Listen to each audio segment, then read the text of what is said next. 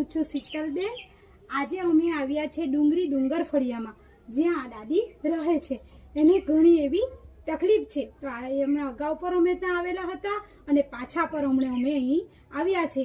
તો એમને ઘણી એવી તકલીફ છે, તો આપણે એમને સેવા કરવાની છે। અને પહેલા તો સર્વને આ નવા વર્ષની શુભકામના। સર્વનું આ નવું વર્ષ ખૂબ સારું સમૃદ્ધિદાયક જાય એવી હું માતાજીને પ્રાર્થના કરું છું, અને દાદીને પર ખૂબ એવા સરસ એવું જીવન જીવે એવી પર હું માતાજીને પ્રાર્થના કરું છું। તો તમે મારો વિડીયો નિહાળો। આજે આપણે આ દાદીની સેવા કરવાના છે, તો તમે મારો વિડીયો નિહાળો। શું નામ છે દાદી તમારું?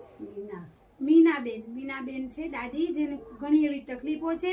હવે પગોથી પર નથી ચલાતું અને એક આ એવા ભાડાના મકાનમાં રહે છે, અને હવે ભાડું પર ભરવું મુશ્કેલ પડી ગયું છે, કારણ કે તકલીફો વધારે છે। એક દુકાનમાં કામ કરે છે, ત્યાં 30 કે 40 રૂપિયા રોજના આપે છે। તો તમને ખબર જ છે કે આજે 30-40 રૂપિયામાં કેવી રીતના જીવન વિતાવે। એટલે આજે આપણે એ દાદીને મદદ કરવાના છે। અગાઉ પર હું નાની મોટી એવી સેવા એમને હું આપું છું, અને આજે હું પાછી પર એમને મળવા માટે આવી છે, અને અગાઉ પર અમે પાછા એમને આવ્યા હતા। એમના છોકરા પર જે આ છે કોરોનામાં એક્સપાયર થઈ ગયા છે।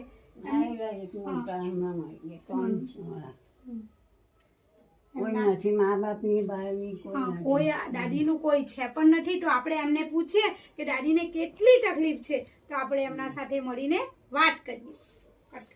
મળવા આવી છું, તમને શું તકલીફ છે આપણે કોઈકને કહેશું તો જ આપની તકલીફ દૂર થશે। હું આમ ભાડું પણ નહીં ભરાય, હવે દુકાને કમાવા માટે પણ નહીં જવાય, બરોબર? કોઈ જ નથી તમારું? કોઈ નહીં મળે। ક્યાં કામ કરવા જાય?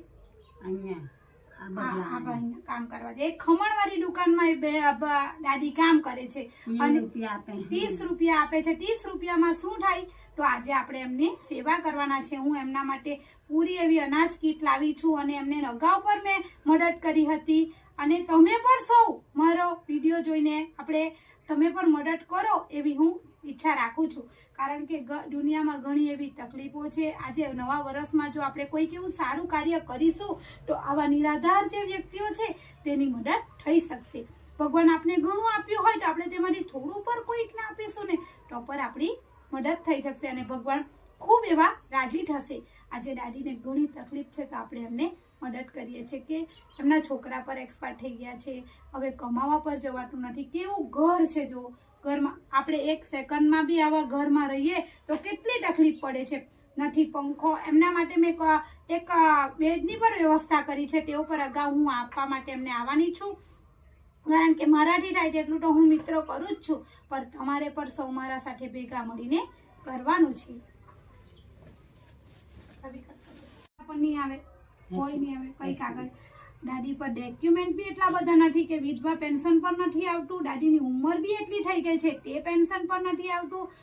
ઘણી એવી તકલીફ, એમના આ જે આ વાતાવરણ છે ઘરનું, અને એમની પરિસ્થિતિ આપને કેવા કરે છે કે આટલી તકલીફ છે, કેવું ઘરમાં રહે છે, ચૂલો પર નથી, ગેસ પર નથી, ચૂલા પર બનાવે છે, લાકડા વણવા માટે જાય છે,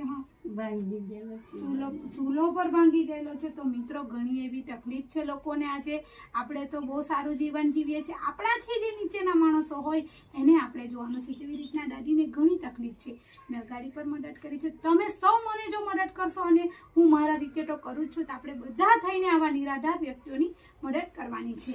તો આજે હું એમના માટે રાશન કીટ લાવી છું, એમને જેટલું ચાલશે એટલું એ કરશે, અને પછી પર આપણે એમને મદદ પાછી કરવાની છે। તકલીફ થાય બીજું શું કહે? હવે તમે શું કહેવા માંગો?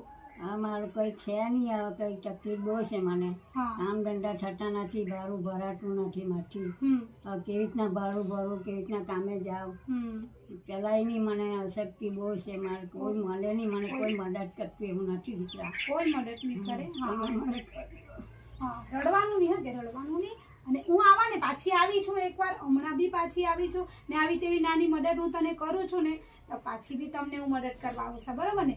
રડવાનું જરાક બી નહીં, અને આપણે પછી આ નોર્મલી આ ભાડાના ઘરમાંથી નીકળી જશું, બરોબર ને? વિધવા પેન્શન માટે પણ ટ્રાય કરીશું, બરોબર? તમે જરાક બી ટેન્શન ન લો. કેવી ઘણી તકલીફ છે મિત્રો, જો તમે જોયું છે, કારણ કે વિધવા પેન્શન પણ પૈસાની આવે કી જ નથી, તો ક્યાંથી લાવે માણસો? કોઈ મદદ કરે એવું જ છે જ નહીં. કોઈ છે એટલી જ બાય ઘણી રાતના અડધી રાતના આવું 9 વાગે 10 વાગે ના આવીને હું જવાના બંધ તમે અહીંયા અંધારું જોને કોઈ મળે નહીં. આ બાઈ કેમ જિંદગી કાઢે બહુ વિચારી શું કહું. મા બાપ બી બહુ ગરીબ ના હું છોકરા માંગતી આવીને હાથલાનું કોઈ બી આ મોકો હતો ને તો આશરો હતો એ બી કોરોનામાં મરી ગયા, દવાખાના જ બધા મરી ગયા. મારી છોકરી બી 15-20 વર્ષની હતી, કુમારા જ બધા મરી ગયા. કોઈ નહીં મને, કોઈનો આધાર જ નહીં મળે, કોઈ ખાનદાન જ નહીં મળે, અમારે સહાર જ નહીં મળે. એકલી બાઈ છે, કોઈ મારા જે બાઈ હોય ને તો ત્યાં ચાલી જાય. અમે છોકરાને 3 લઈને બેહેલી, એક છોકરી 2 છોકરા. આજે 3 પોળા માં પણ કંઈ ખોરાક નહીં મળે, ખાવાનું નહીં મળે. હું કરું બોલો? આ લોકો લુગડા લતા ને એવું બધું આપે એ પહેરું. ભાઈ હીરાબાઈની માંથી હિલાઈ ક્યાંથી લાવું? 200 રૂપિયા હિલાય, 250 રૂપિયા હિલાય. સાબર પેલી સેન્ટી આપ્યા કરે. કોઈ કપડાં આપે તો પહેરે, કપડાં પણ નથી, કપડાં પર કાઢી લાવે, સિલાઈ મોંઘી છે, કપડાં નથી. સાડી આપી હોય તો કેટલાક દિવસ એક સાડી પહેરે, તો સાડીને ઉપર નથી તો પર એવું નોર્મલી રીતે કોઈક એવી મદદ કરે છે તો દાદી પોતાના કપડાં પર પહેરે, કારણ કે કપડાં બી નથી, કંઈ નથી, ઘરની પરિસ્થિતિ જ એટલી નથી, હવે જવાતું નથી કમાવા. તો મિત્રો તમે મારા વિડીયો એ જુઓ, કોઈ કેવી રીતના મદદ કરો, તમે અહીં આવીને પણ મદદ કરી શકો છો, જેવી રીતના હું કરું છું. આજે એમને મળવા માટે આવી છે, મેં અગાઉ પર આવી હતી, તો તમે પણ મિત્રો આવા નિરાધાર વ્યક્તિઓની મદદ કરો, કારણ કે આપણે જીવનમાં કંઈ જ નથી લઈ જવાના, બધું અહીં જ રહી જવાનું છે. આજે કંઈક નક્કી જ નથી કે કઈ ઘડી માણસને શું થઈ જાય, તો આપણે જરાક બી કોઈકને કંઈક આપ્યું. ચોક્કસ આવા હે ને, તું જરાક બી ટેન્શન ન લે, ચોક્કસ આવા હે ને, રડતી ન હો ને, જરાક બી રડતી ન હો ને, પાછી આવા હે ને. મેં તો તને ઠંડી લાગે તો ડાબરો મોકલાવ્યો કે આવા, પાછી આવા. આટલું મારાથી થાય તેટલું તમે કરતી છે હે ને, ચોક્કસ આવા હા, કે પાછી આવા જાય. ડાબરો જોડીને હોય ના નીચે જ વાંધન બહુ ઠંડુ ગોડાની ને એવું ફાટી ગયેલું ઊંડા કરતી કરી. આજે જો મેં આવી રીતના આટલી મદદ કરી છે તો દાદીના મોઢા પર સ્મિત આવી ગયું છે કે આટલી મદદ થઈ છે, કારણ કે હવે આટલું તો કેટલા દિવસ સુધી ચાલશે, કારણ કે દાદી એકલા જ રહેતા છે. તો આજે આટલી વસ્તુ પર જો આટલી કોઈના મોઢા પર સ્મિત લાવી શકતું હોય તો મિત્રો કેટલું સારું કહેવાય. જો આપણે કોઈકના મોં પર એવું સ્મિત લાવી શકીએ તો તેનાથી મોટું જીવનમાં ખુશી શું છે.